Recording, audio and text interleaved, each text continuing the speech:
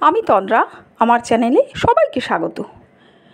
রোজের মতোই হাজির হলাম। আজকে পটল পোস্ত বেশ ঝাল ঝাল মতো একটা রেসিপি শেয়ার করব। সাদা মাটা কিন্তু খেতে খুব টেস্টি হয়। আর গরমকালে প্রচুর পরিমাণে পটলের অনেক রকমের রেসিপি হয়। আজকে আমি পটল পোস্ত, অবশ্যই সেটা পেঁয়াজ দিয়ে, এই রেসিপিটি শেয়ার করছি। 4-5টা পটল নিয়েছি, 3 চামচ পোস্ত, 2টো কাঁচা লঙ্কা দিয়ে বেটে নিয়েছি, মাঝারি মাপের একটা পেঁয়াজ কুচি করে নিয়েছি।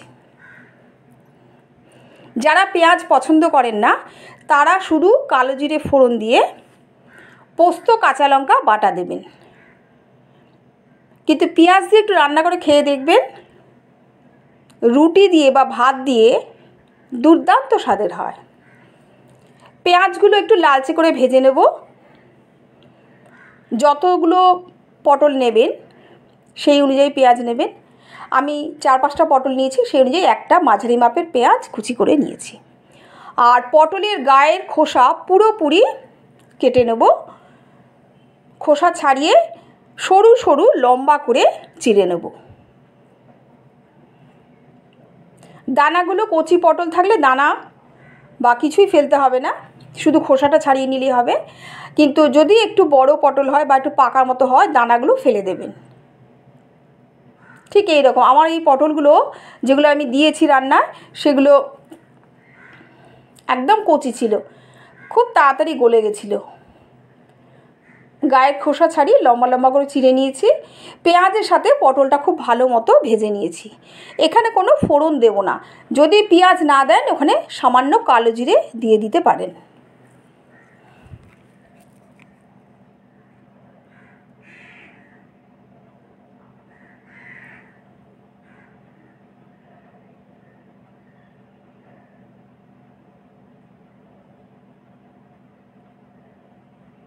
পটল পেঁয়াজ ভালো মতো নাড়িয়ে চাড়িয়ে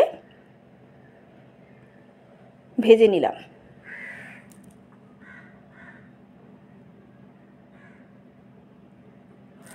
এক চামচ হলুদ গুঁড়ো, স্বাদ মতো নুন দিয়ে পেঁয়াজ আর পটল উল্টে পাল্টে মাঝারি মাপের করে ভেজে নেব। তারপরে এখানে যে আমি 3 চামচ পোস্ত, 2টো কাঁচা লঙ্কা দিয়ে বেটে নিয়েছি, সেই পোস্তটা দেব। কিন্তু পটলটা একটু ভালো মতো ভাজা করে নিতে হবে, কেননা এখানে জল দেওয়া হবে না, শুধু পোস্তর যে জল বা পোস্ত বাটা সেটা, তার উপরে বেশ করেই কিন্তু পুরো রান্নাটা হবে।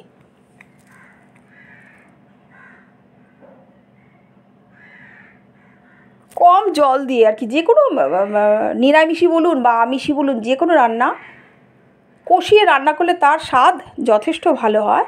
এবং কম জল দিয়ে রান্না করে দেখবেন, কষিয়ে বা মজিয়ে ঢাকা দিয়ে জল দেওয়া রান্নার থেকে তার স্বাদ কিন্তু অবশ্যই দ্বিগুণ হয়।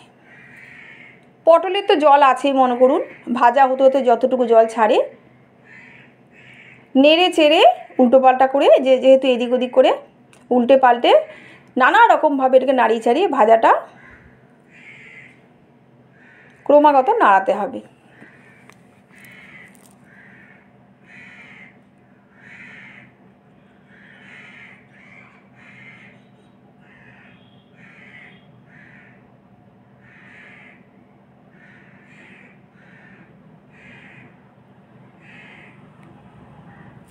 ঢাকা দিয়েও করতে পারেন, আমি এমনি সামান্যভাবে খোলা ইয়েতেই করেছি। এবং শেষে যখন দেখলাম মাঝারি মাপের করে পেঁয়াজ আর পটল ভাজা হয়ে এসছে, এই পোস্ত বাটাটা দিয়ে দিলাম। পোস্তর পরিমাণ আমি 3 চামচ দিয়েছি 4-5টা পটলে। পোস্তর পরিমাণ যতটা বেশি দেবেন, শুধু পোস্তই কিন্তু, পোস্ত আর কাঁচা লঙ্কা, এর মধ্যে সর্ষে কিন্তু দেবেন না। পোস্তর একটা আলাদা স্বাদ গন্ধ আছে।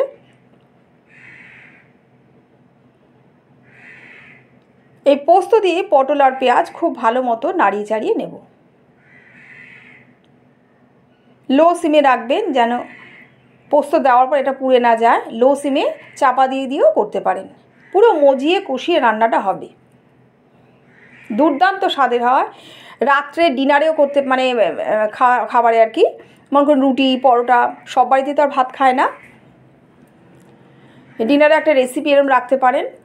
চিকেনের সাথে, অথবা দুপুরে গরম গরম ভাতের সাথেও একদম প্রথম পাতে শুকনো শুকনো এই পটল পোস্ত অবশ্যই খেয়ে দেখতে পারেন।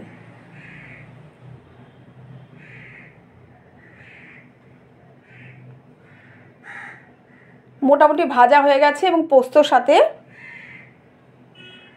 একদম রেডি পটল পোস্ত। ভেজে চাপা দিয়ে কষিয়ে কষিয়ে কিন্তু এই পুরো রান্নাটা।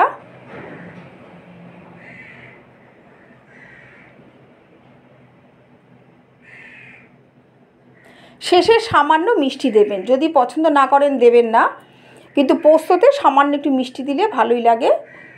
সামান্য একটু মিষ্টি দিয়ে নাড়িয়ে চাড়িয়ে পোস্তটা নামিয়ে নেবেন। একদম রেডি কিন্তু পটল পোস্ত। এটা আমাদের দুপুরেই হয়েছিল এবং বাকি থাকলে সেগুলো আমরা রাতে রুটির সাথেও সার্ভ করে দিই। আমাদের ঘরে খুব প্রিয় একটা খাবার। গরমের দিনে এই পটল পোস্ত, পটলের দোরমা, নানা রকম পটলের রেসিপি হয়। এইটাই ছিল ফাইনাল লুক। অবশ্যই বাড়িতে একবার করবেন। খুব সাধারণ অল্প উপকরণে দুর্দান্ত স্বাদের এই পটল পোস্ত।